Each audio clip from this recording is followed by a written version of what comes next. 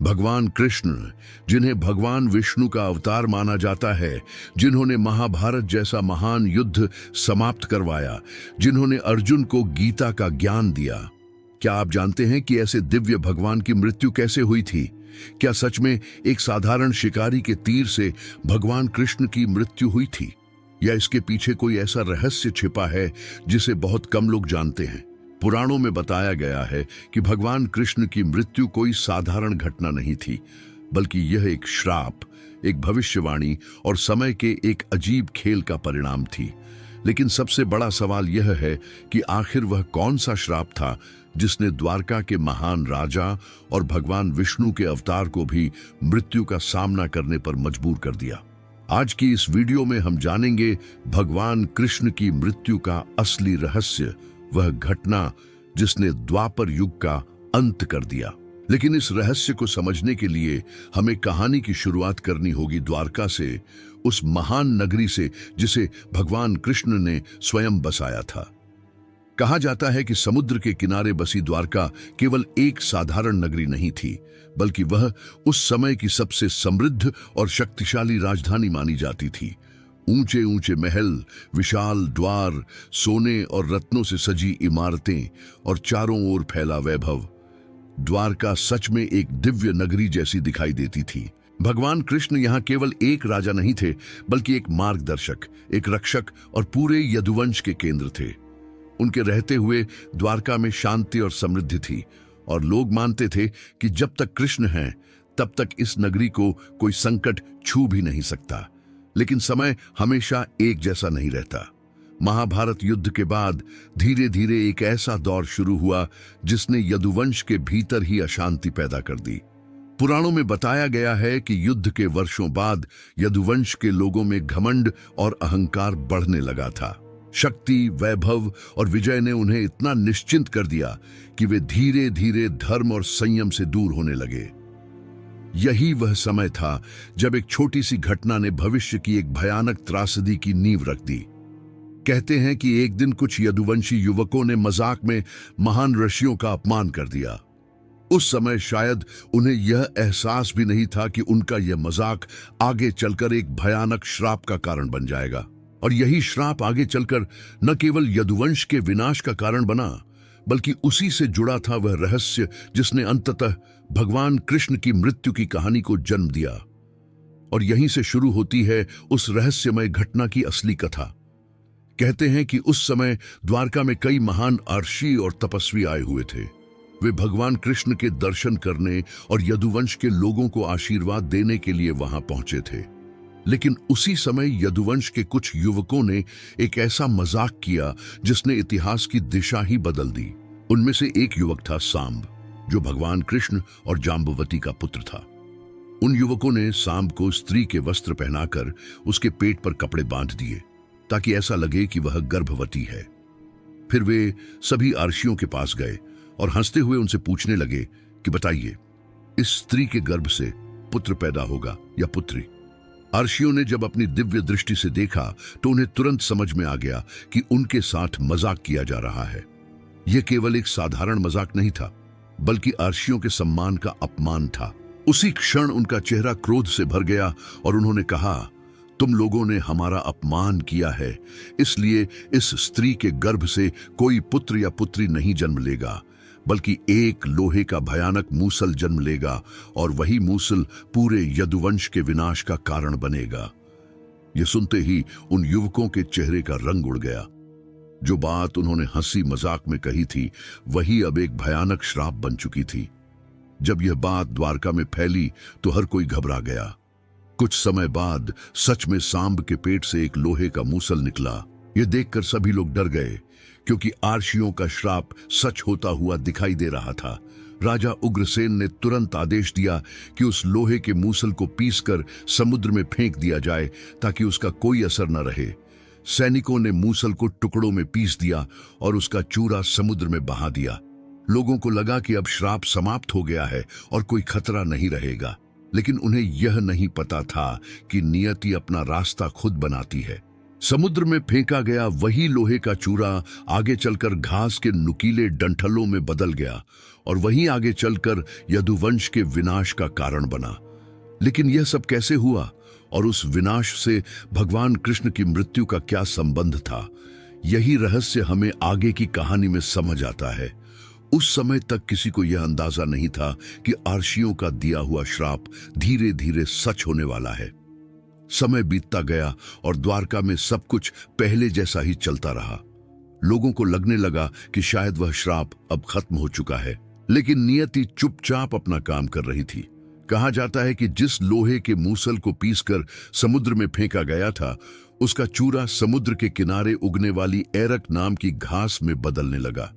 यह घास देखने में बिल्कुल साधारण लगती थी, लेकिन उसके भीतर वही लोहे की शक्ति छिपी हुई थी जो आगे चलकर एक भयानक घटना का कारण बनने वाली थी।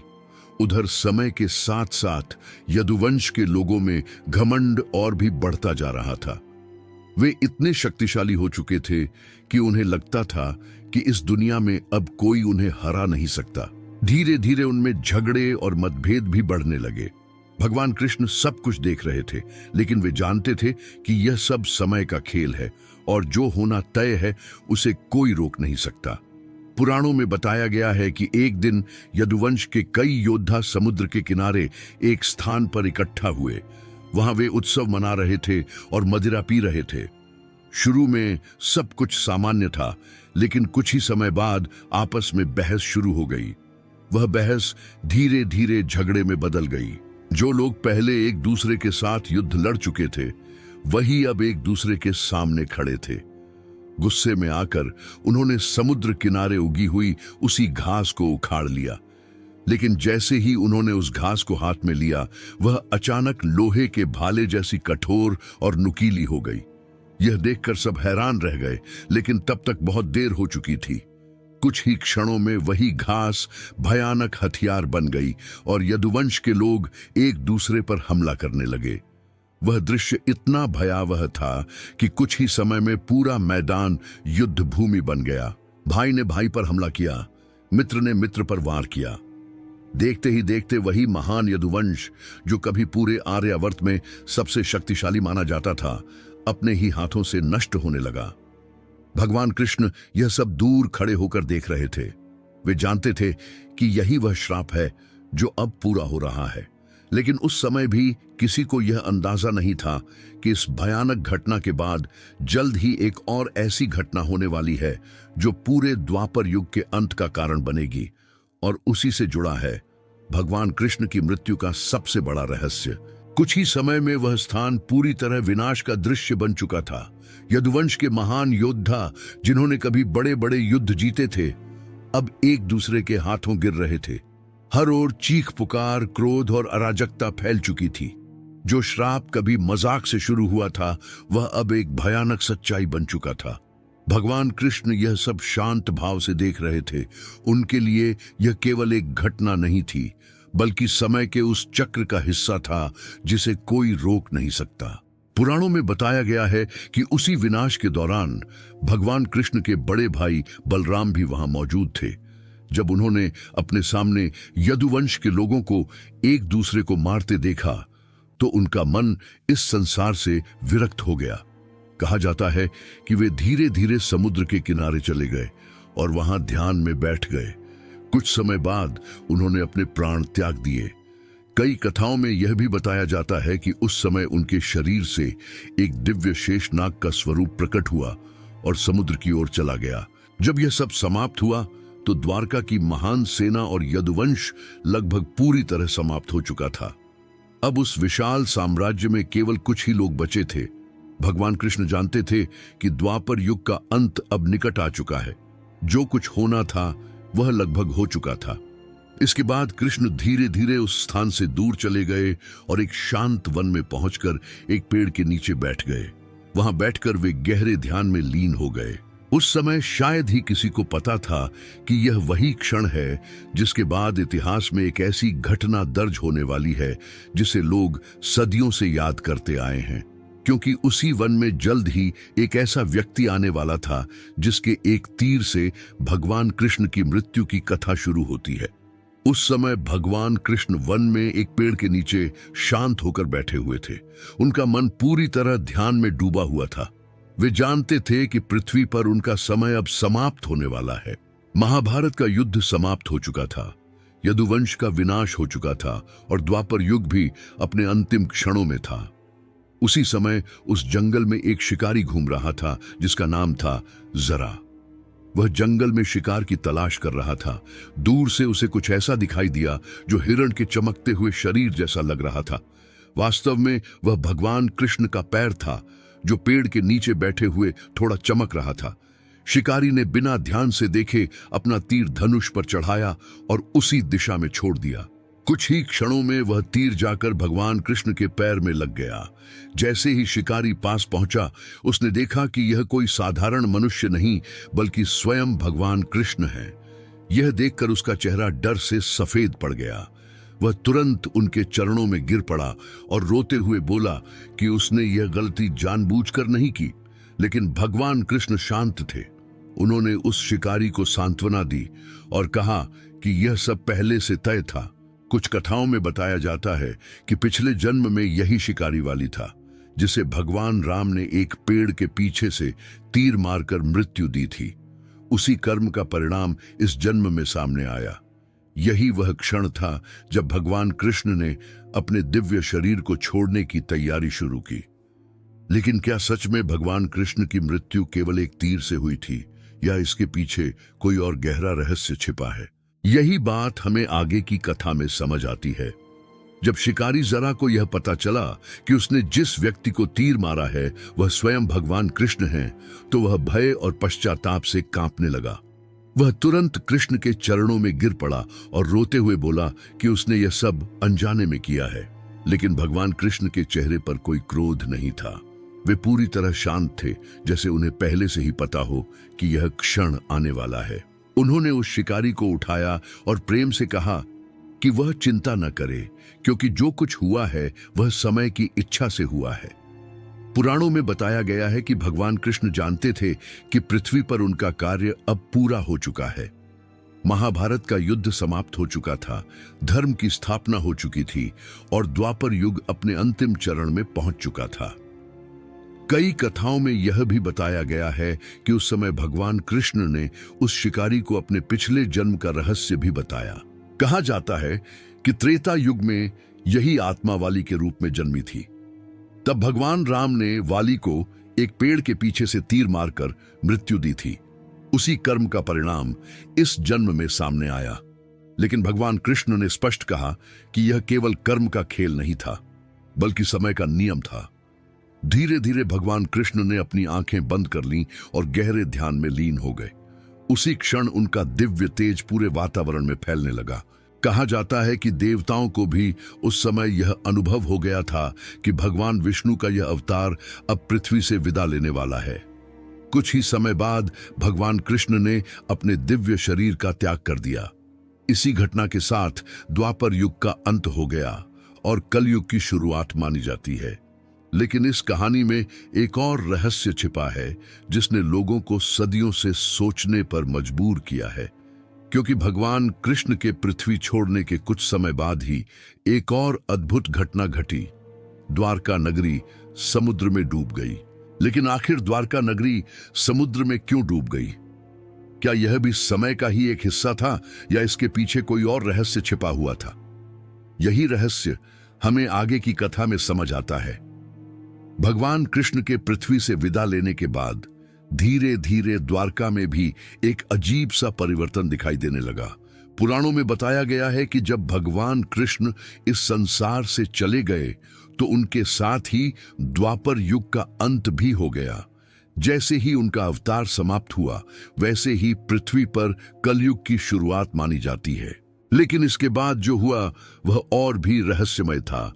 कहा जाता है कि भगवान कृष्ण ने अपने जीवन के अंतिम समय में अपने मित्र और शिष्य उद्धव को पहले ही संकेत दे दिया था कि जल्द ही द्वारका पर एक बड़ी विपत्ति आने वाली है।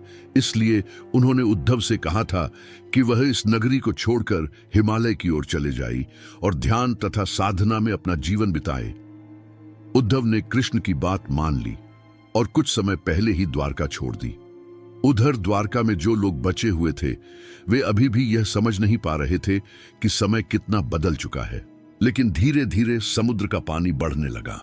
पहले यह एक सामान्य घटना लग रही थी, लेकिन कुछ ही समय में समुद्र की लहरें शहर के किनारों तक पहुंच गईं। विशाल महल, सड़कों और मंदिरों के पास तक पानी आने लगा। कुछ कथाओं में बताया गया है कि यह वही समय था जब समुद्र ने अपनी सीमा को पार करना शुरू किया। धीरे धीरे पूरी द्वारका नगरी समुद्र की लहरों में समाने लगी। जो शहर कभी सोने और रत्नों से चमकता था वही अब पानी के नीचे गायब होने लगा। लोग घबराकर शहर छोड़ने लगे, लेकिन प्रकृति की उस शक्ति को कोई रोक नहीं पाया।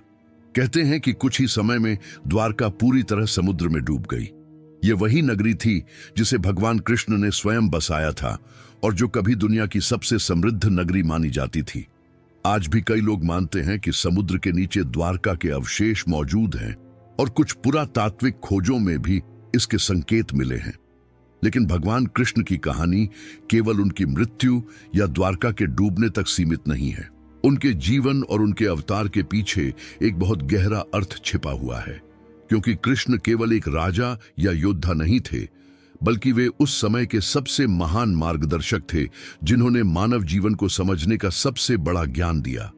और यही कारण है कि उनकी कथा आज भी उतनी ही महत्वपूर्ण मानी जाती है जितनी हजारों साल पहले थी।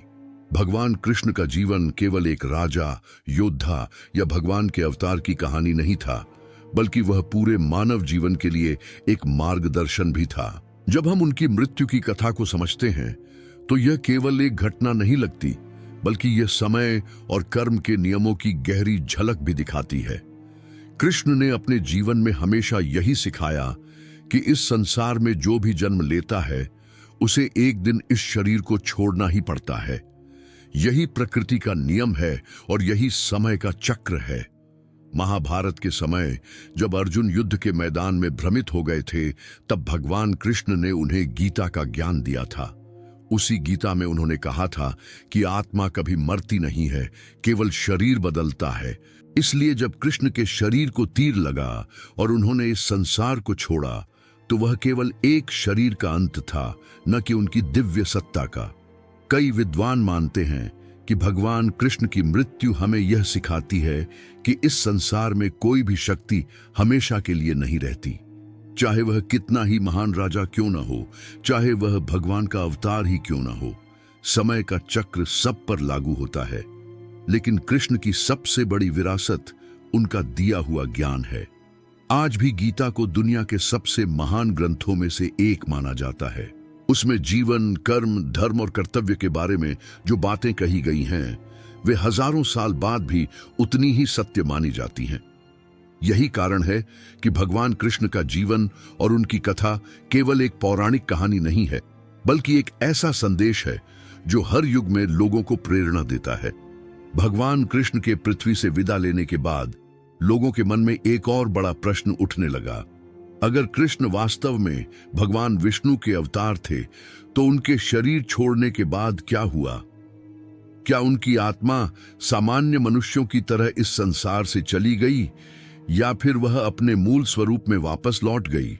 पुराणों में बताया गया है कि भगवान के अवतार का उद्देश्य केवल पृथ्वी पर धर्म की स्थापना करना होता है। जब वह कार्य पूरा हो जाता है, तब अवतार अपने दिव्य लोक में लौट जाता है। भगवान कृष्ण के साथ भी कुछ ऐसा ही बताया जाता है।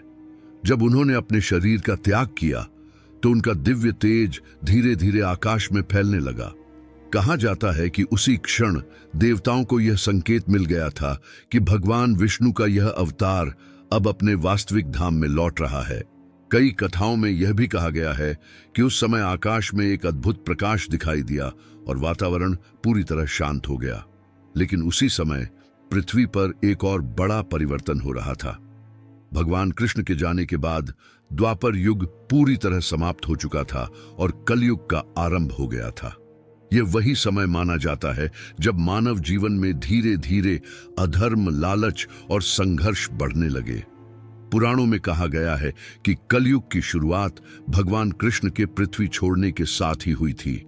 इसी दौरान अर्जुन द्वारका पहुंचे। जब उन्हें पता चला कि भगवान कृष्ण अब इस संसार में नहीं रहे तो वे गहरे दुख में डूब गए। उन्होंने द्वारका के बचे हुए लोगों को सुरक्षित स्थान पर ले जाने की कोशिश की, लेकिन रास्ते में उन्हें एक ऐसी घटना का सामना करना पड़ा जिसने उन्हें भी हैरान कर दिया। कहा जाता है कि जिन अर्जुन ने कभी महाभारत के युद्ध में अजेय योद्धाओं को हराया था, वही अर्जुन उस समय अपने गांडीव धनुष की शक्ति खोते हुए महसूस करने लगे, जैसे उनकी शक्ति अचानक कम हो गई हो। यह देखकर उन्हें समझ में आ गया कि भगवान कृष्ण के बिना उनकी शक्ति भी वैसी नहीं रही। यही वह क्षण था जब अर्जुन को यह एहसास हुआ कि महाभारत के युद्ध में उनकी विजय का सबसे बड़ा कारण भगवान कृष्ण ही थे।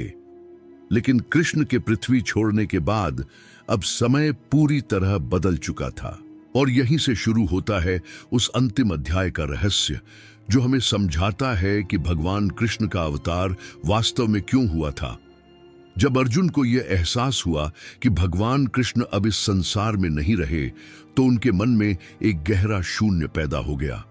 महाभारत के युद्ध से लेकर द्वारका की रक्षा तक हर महत्वपूर्ण क्षण में कृष्ण उनके साथ थे, लेकिन अब पहली बार अर्जुन को ऐसा महसूस हुआ कि वे अकेले हैं। पुराणों में बताया गया है कि उसी समय उन्हें यह भी समझ में आने लगा कि कृष्ण केवल एक मित्र या सारथी नहीं थे, बल्कि एक ऐसी दिव्य शक्ति थे जिनकी उपस्थिति ही सब कुछ बदल देती थी। द्वारका के बचे हुए लोगों को लेकर अर्जुन जब आगे बढ़ रहे थे, तब रास्ते में कुछ डाकुओं ने उन पर हमला कर दिया। ये वही अर्जुन थे जिनके सामने कभी बड़े बड़े योद्धा भी टिक नहीं पाते थे। लेकिन उस दिन कुछ अजीब हुआ। अर्जुन ने अपने प्रसिद्ध गांडीव धनुष को उठाया, लेकिन उनके तीर वैसी शक्ति से नहीं चल पाए जैसे पहले चलते थे। कई तीर लक्ष्य तक पहुंचे ही नहीं और कुछ बेअसर हो गए। यह देखकर अर्जुन स्वयं भी हैरान रह गए। उन्हें पहली बार महसूस हुआ कि उनकी शक्ति केवल उनकी अपनी नहीं थी। वह शक्ति कहीं न कहीं भगवान कृष्ण की उपस्थिति से जुड़ी हुई थी। कृष्ण के साथ रहते हुए अर्जुन को कभी अपनी सीमाओं का एहसास नहीं हुआ था, लेकिन अब जब कृष्ण पृथ्वी पर नहीं थे, तब सब कुछ बदल चुका था। धीरे धीरे अर्जुन ने समझ लिया कि समय का चक्र अब पूरी तरह बदल चुका है।